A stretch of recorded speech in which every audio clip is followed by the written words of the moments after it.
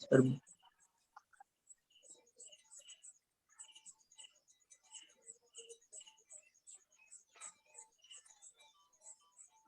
तो यहाँ पर देखो कि वन ऑफ द रैटर्स है, तो रैटर्स आपका प्लूरल है।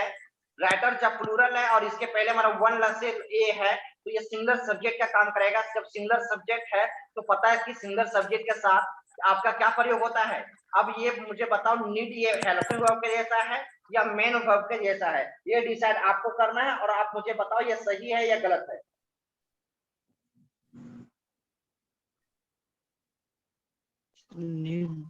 कोई बता सकते हो क्या? यहाँ पर देखो नोट है।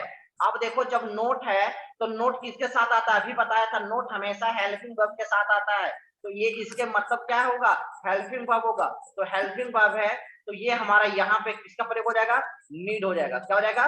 नीड। और जो हमारा इसके बाद जो टू है वो आपको सिर्फ और सिर्फ परेशान करने के लिए आया है, यहाँ पे कोई इसका मतलब नहीं है। तो क्या हो जाएगा? नीड के बाद नॉट हो जाएगा। इसके बाद आपका कंपोज है, तो कंपोज आपका क्या हो जाएगा? मेन वर्ब हो जाएगा। एनी पोएट्री से राम, यानी कि राम ने कहा one of the writers need not compose any poetry. तो अब यहां पर देखो कि इस सेंटेंस में हमारा कोई एरर है क्या? अब बोलो। सर नहीं, अब कोई एरर नहीं है। लेकिन अब सेकंड वाला नेक्स्ट में बताओ। A principal and teacher made each girl and boy to write an ऐसे। तो ये सेंटेंस हमारा सही है या गलत है?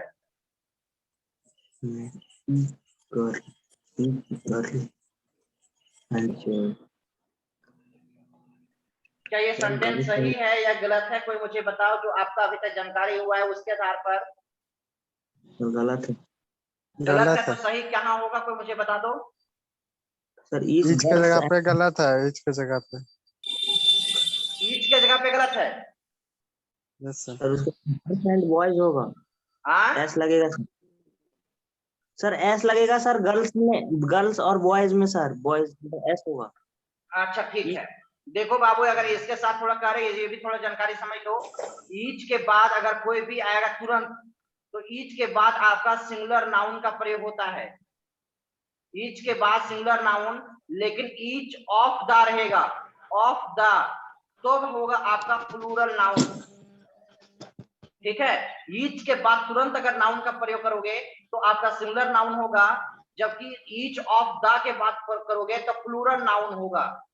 तो यहाँ पर देख लो, ईच है तो उसके बाद तुरंत नाउन है, इसलिए सिंगुलर है, और एंड से कनेक्ट है तो ये दोनों के लिए आया हुआ है। तो यहाँ पे ऑफ का प्रयोग नहीं होगा, ना ये प्लूरल होगा।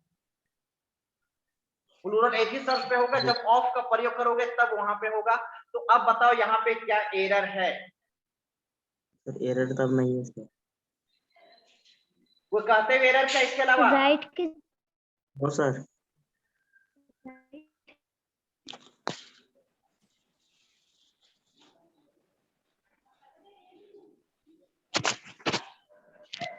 अब देखो यहाँ पर आपको यहाँ पे कोई एरर हमारा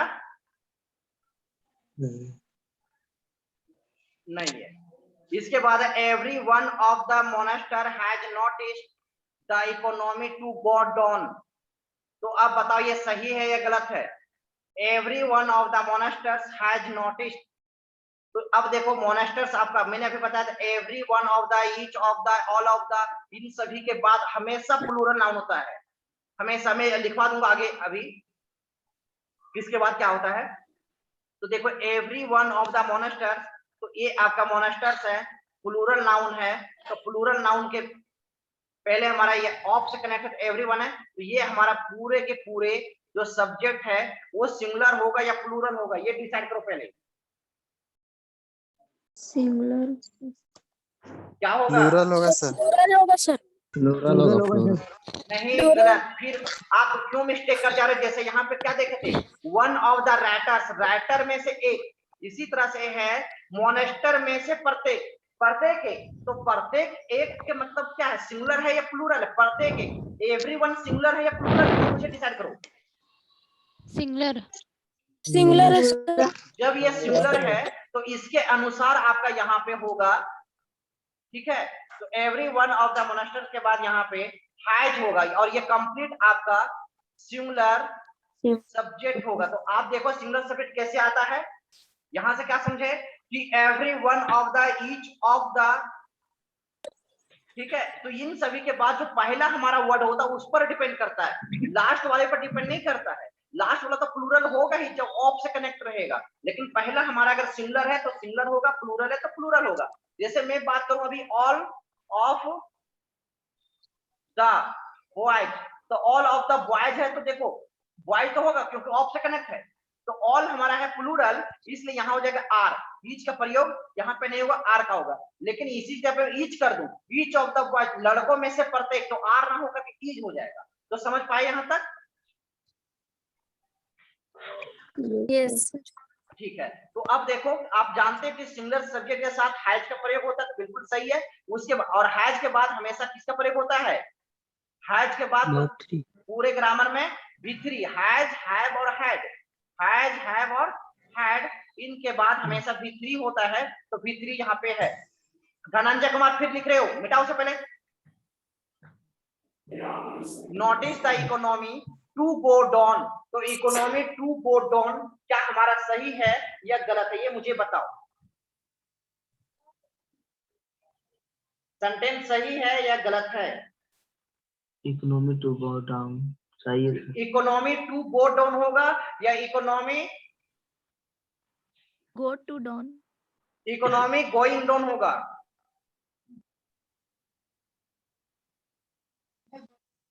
सही है सर। यहाँ पे टू का प्रयोग नहीं होगा। देखो यहाँ पे आपको बता दूं थोड़ा सा जानकारी के लिए, जो गो है आपके जैसे कि कहते हो ना आई गो टू स्कूल, तो गो के साथ जो मंजिल वाला होता है, जहां डेस्टिनेशन होता है, उसके लिए टू का प्रयोग होता है। लेकिन यहाँ गो डाउन नीचे जा रहा है, इससे कोई मंजिल नहीं है, कोई फाइनल डेस्टिनेशन नहीं है, इसलिए यहाँ टू का प्रयोग नहीं होगा। और इसके यहाँ पे एक और वर्ड है जिसका प्रयोग कर सकते हो सेम में, गोइंग डाउन भी प्रयोग में ला सकते हो। और जो गोइंग डाउन है वो आपका फ्रेजल के जैसा काम करेगा, यहाँ पे ये दोनों एक साथ आएगा। नहीं तो अगर गो अगर रखोगे तो इसका मीनिंग कुछ और हो जाएगा, डाउन का कोई और मीनिंग हो जाएगा। यहाँ पे नीचे जाना एक साथ जा रहा है, इसलिए गोइंग डाउन एक फ्रेजल के जैसा काम करता है। मैंने बताया था जब आपको प्रीपोजिशन बताऊंगा तो वर्बियल, एडवर्बियल, प्रीपोजिशनल कौन सा होता है फ्रेज वो मैं बताऊंगा, लेकिन यहाँ पे हमारा दोनों सही है। इसके बाद है one of those, one of those, तो दोज के बाद के पहले वन है, तो यहाँ पे यस या डब्ल्यू है। तो आपको पता है कि जो V2 है वो सिंगुलर और प्लूरल दोनों के साथ आता है। उसके बाद her to dance on the floor, तो आप मुझे यहाँ बताओ क्या ये सही है या गलत है?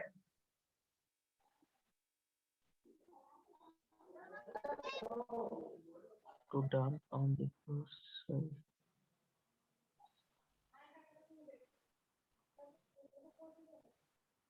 जल्दी बता कोई। One of the dance, so to dance on the floor,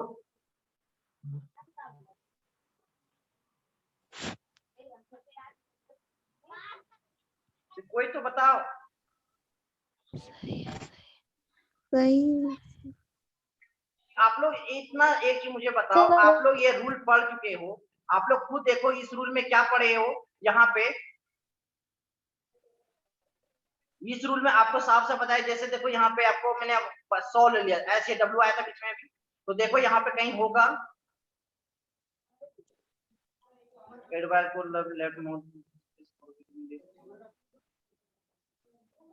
देखो सी है, तो सी से ही ना 100 बना है, सेकंड फॉर्म उसके बाद सीन है। तो अब ये देखो इसका फॉर्म है, तो इसमें क्या बताया, we always use infinitive after following word, infinitive. तो आपका मैंने बताया था इन्फिनेटिव का प्रयोग करना है, मतलब 2 + V1 का प्रयोग करना है। तो आप इसी, हेलो हाँ बोलो, रुक जा थोड़ी देर, अभी ऑनलाइन क्लास ले रहा हूँ, उसके बाद बात करूंगा।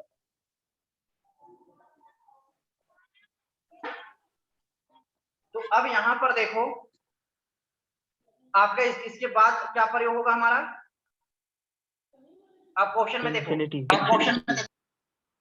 आवाज मेरा आ रहा है क्लियर? Yes sir. हाँ, Yes, अब sir. यहाँ to dance on the floor. तो अब इसके जगह पे अगर चाहते हो तो आप डांसिंग का भी प्रयोग कर सकते हो। जैसे हम लोग पहले पढ़े थे ना जेरंड वाला फॉर्म में, जेरंड में टू प्लस V1 का भी प्रयोग करके हम लोग बना सकते हैं। जैसे हम लोग बताए थे walking is good for health, तो to walk is good for health, ये भी हम लोग कर सकते थे। उसी प्रकार से यहाँ पर भी हम लोग कर सकते हैं। इसके बाद है टीचर हेल्प्स।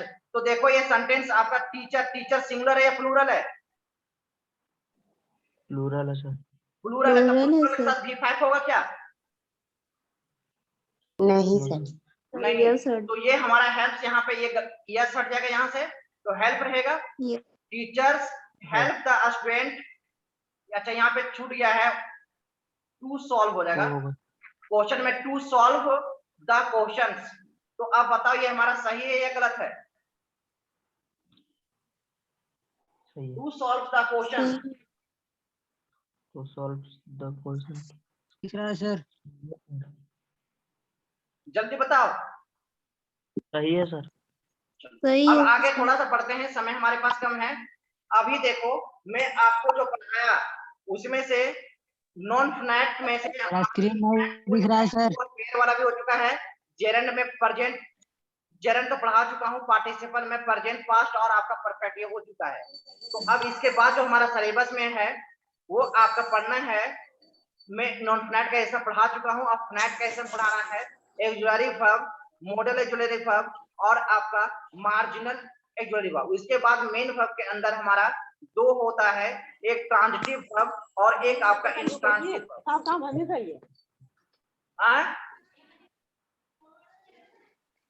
देखो तो अब यहाँ पर मेन वर्ब में हमारा दो होता है, ट्रांजिटिव और इंट्रांजिटिव। ट्रांजिटिव का मतलब है जो फर्स्ट क्लास के, तो उसमें मैंने बताया था विद ऑब्जेक्ट, जिसके साथ ऑब्जेक्ट आएगा वह आपका ट्रांजिटिव वर्ब होगा, और जिसके साथ नहीं आएगा इसके मतलब विदाउट ऑब्जेक्ट। तो विदाउट ऑब्जेक्ट में जैसे आप लोग हिंदी में करते हैं ना अकर्मक क्रिया सकर्मक क्रिया, वही वाला यहाँ पर है। तो विद ऑब्जेक्ट, जैसे मैं बोलूं कि जिसमें ऑब्जेक्ट आता है तो वैसा वर्ब बताओ, तो वैसा वर्ब में ईट, तो ईट के साथ क्या होता है, आई ईट मैंगो वगैरह वगैरह। आप खाने पीने का चीज का नाम लेते हो ना, क्या का आंसर मिलता है ना, आप क्या खाए तो क्या का आंसर मिल जाता है। लेकिन मैं बोलूं यहाँ पे मैं सोया, आई स्लेप्ट, तो क्या सोया, कोई आंसर मिला क्या का, बोलो? No sir. नहीं सर। नहीं। मैं बोलूं क्राई, चिल्लाया, क्या चिल्लाया, कोई आंसर मिलेगा क्या? लाफ का मिलेगा क्या? रन का मिलेगा? तो ये सारे आपके इंट्रांजिटिव वर्ब है। इसके बाद आपका ऑब्जेक्ट नहीं आते हैं, इसके बाद आपका ऑब्जेक्ट नहीं आता है। लेकिन मैं बोलूं ईट का, मैं बोलूं वाश का, मैं बोलूं प्ले का, तो इन सभी के बाद आपका ऑब्जेक्ट का यूज होता है या इसके बाद ऑब्जेक्ट आता है, इसे कोरस्पॉन्डिंग ऑब्जेक्ट है।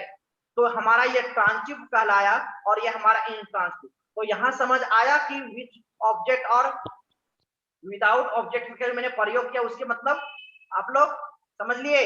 जोर से सर लाफ का। क्या बोले, फिर से बोलो।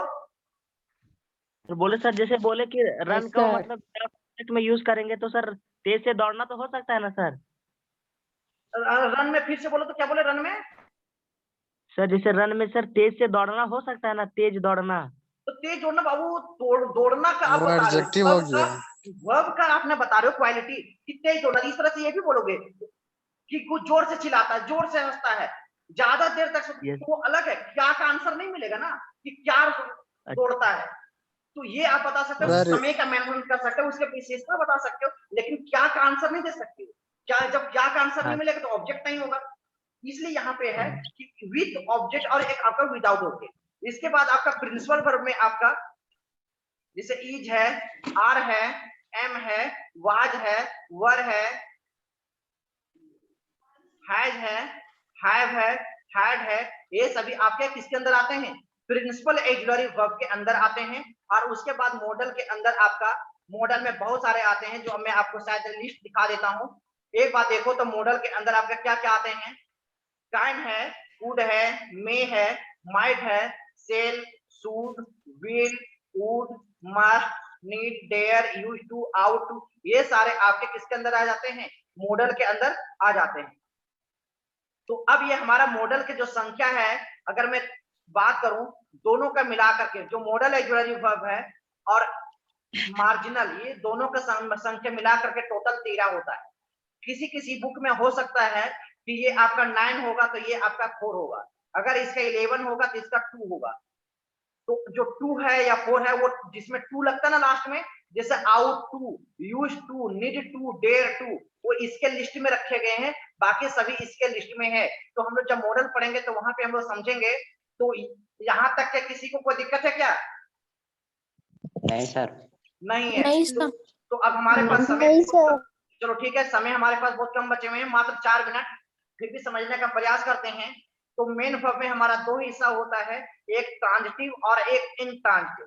तो पहले हम लोग समझते हैं ट्रांजिटिव वर्ब। ट्रांजिटिव वर्ब के मतलब कि transitive verb is used with an object such as noun या प्रोनाउन। मतलब ट्रांजिटिव वर्ब का प्रयोग हम किसके साथ कर सकते हैं? नाउन के साथ या प्रोनाउन के साथ, या इसी को हम दूसरे भाषा में कर सकते हैं कि transitive verb can use direct object और इनडायरेक्ट ऑब्जेक्ट। मतलब ये डायरेक्ट ऑब्जेक्ट के साथ और इनडायरेक्ट ऑब्जेक्ट के साथ इसका प्रयोग हम लोग कर सकते हैं। तो इसका उदाहरण में समझते हैं, आपको एग्जांपल में देता हूं तो ज्यादा बेहतर तरीके से शायद आप समझ पाओगे। आई प्ले चेस, मैं चेस खेलता हूं। तो यहाँ पर जब मैं चेस खेलता हूं तो देखो प्ले, प्ले का आंसर मिला ना, क्या खेलते हो? चेस खेलते हैं। शी लव्स, वह प्यार करती है। क्या प्यार करती है? जानवर। दे आर रीडिंग, वे पढ़ते हैं। क्या पढ़ते हैं? बुक। तो आंसर मिल रहा है ना। तो ये सारे आपके क्या हो गए? Transitive verb. क्या हो गए? ट्रांजिटिव, ये सारे वर्ब हो गए। तो समझ आया कि transitive verb? Yes sir. Yes sir. ठीक है, अब इसके आगे थोड़ा सा देखो तो आगे आपको ये मिलेगा अनोखा बॉट हर, अनोखा खरीदी। अब अनोखा खरीदी, क्या खरीदी ये पता चल रहा है क्या यहाँ पे? No sir. नहीं। जब यहाँ पता नहीं चल रहा है तो ये आपका जो हर है वो आपका इनडायरेक्ट ऑब्जेक्ट है। क्या है? Indirect object. इनडायरेक्ट ऑब्जेक्ट है। और इसमें देखो एक सेंटेंस है, अनोखा bot a glass of water.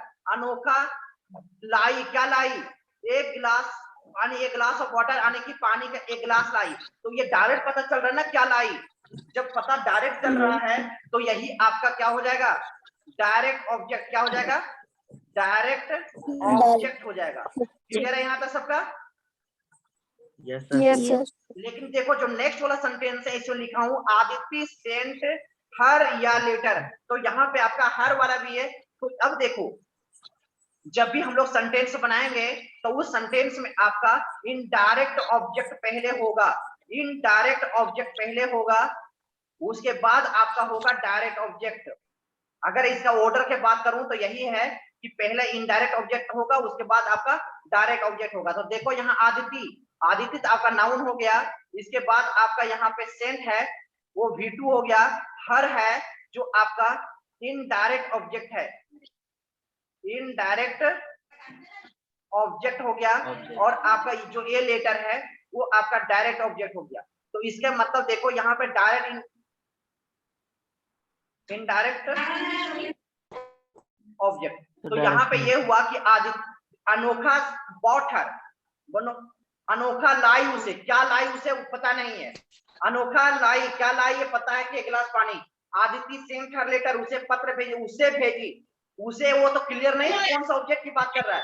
तो ये चीज उसे क्लियर नहीं है, इसलिए हम लोग यहाँ पे इनडायरेक्ट ऑब्जेक्ट उसे लिखेंगे। लेकिन ये पता है कि लेटर लिख रही है तो ये हमारा डायरेक्ट ऑब्जेक्ट के अंदर आएगा। तो आप लोग एक यहाँ पे जो हमारा लर्निंग है इसमें मेन वर्ब में वो 2 चीज बताया कि ट्रांजिटिव वर्ब में हमारा वो ऑब्जेक्ट पैसिव वर्ब आएगा जिससे कोरस्पोंडिंग में ऑब्जेक्ट होगा, और जो हमारा डायरेक्ट इनडायरेक्ट है ऑब्जेक्ट उसमें से पहले हमारा इनडायरेक्ट ऑब्जेक्ट होगा, उसके बाद डायरेक्ट ऑब्जेक्ट होगा।